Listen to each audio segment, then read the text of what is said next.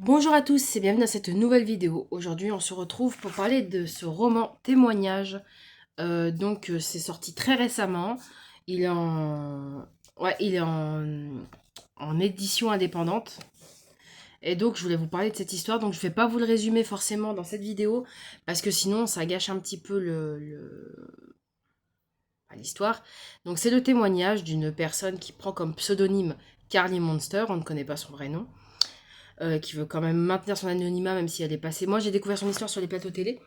Et donc, c'est un livre qui est très court, hein, il fait 163 pages. Concrètement, c'est une personne, donc c'est une femme transgenre, donc qui est née garçon et qui est devenue, enfin, avec des grands guillemets, qui est devenue une femme. Je vous explique pourquoi après. Et donc, le livre s'appelle Certaines blessures ne se referment pas. Et donc, en fait, dans cette histoire, on va commencer par, entre guillemets, on va commencer par la fin. En mars 2025, en fait, Carly, l'autrice, euh, va faire une énième tentative de suicide et pour laquelle normalement les médecins disent qu'elle ne s'en remettra pas. Et là en fait un miracle se produit, elle s'en sort. Et puis finalement il y a une prise de conscience chez l'autrice de se dire que ben, c'est peut-être un signe qu'il faut qu'elle raconte son histoire. Et donc, chose qu'elle fait, donc elle va nous parler de son enfance qui est tout simplement catastrophique avec des parents qui ont mis complètement dysfonctionnels et des parents pas aimants du tout avec un père violent et une mère assez particulière. On a aussi les passages de harcèlement scolaire. En fait, on voit que c'est graduel, il se passe de plus en plus de choses. Voilà, elle va subir des violences physiques, du harcèlement moral, plus tard des violences sexuelles. Vraiment, enfin, son parcours est tout simplement horrible. Et très tôt, enfin, en tant qu'homme, elle fait un coming out parce qu'elle est un homme homosexuel. Et puis très vite, on va la rediriger vers une transition de genre. Et chose qu'en fait, l'accompagnement, en fait, elle est vraiment très déçue de son accompagnement parce qu'au final, elle le dit très bien dans le livre, au final, c'est peut-être pas vraiment ce qu'elle voulait. Et qu'on l'a très vite poussée vers la transition, etc. Et qu'elle regrette cette transition aujourd'hui. Donc, bien sûr, on insiste sur le fait que le discours qu'elle tient n'est pas transphobe, c'est simplement un témoignage. Moi-même, je n'ai rien contre la transidentité.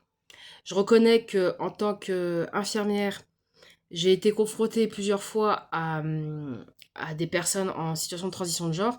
Et comme on n'est pas forcément formé pour, on peut parfois commettre des impairs, mais c'est pas de la transphobie, c'est vraiment plus du malaise et puis parfois des difficultés à s'adapter. Et puis voilà, il suffit qu'on mette les choses au clair et puis après c'est réglé.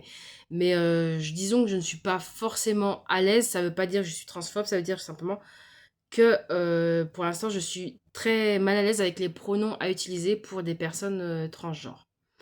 Et donc, c'est pour ça que j'insiste bien sur cette vidéo. Le malaise n'est pas du mépris, c'est juste que justement, on a tellement peur d'être méprisant que parfois, on est maladroit.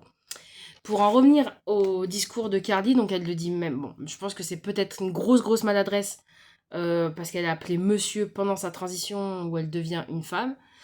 Et concrètement, qu'est-ce qu'il y a? Donc voilà, comme je vous ai dit, il y a tout type de violence.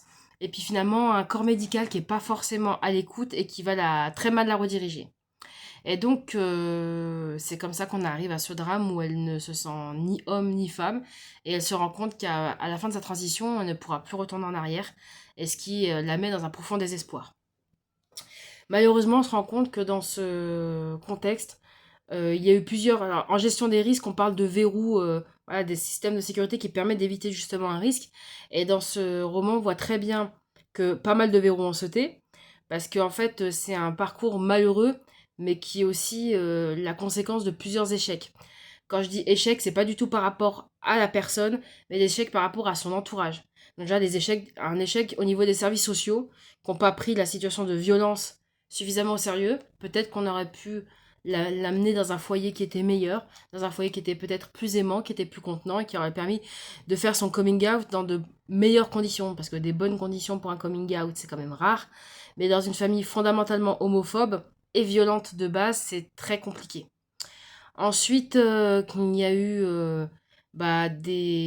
une défaillance au niveau du corps médical avec une mauvaise orientation de la problématique, une orientation peut-être un petit peu trop rapide vers la transidentité, un suivi psychologique qu'elle décrit quand même comme pas terrible, Voilà, donc en fait, je vais quand même vous laisser prendre connaissance de ce témoignage parce que je pense que l'autrice ne peut pas en parler mieux que moi, hein, et j'ai pas cette prétention du tout de mieux en parler, mais c'est vrai que ce témoignage est poignant.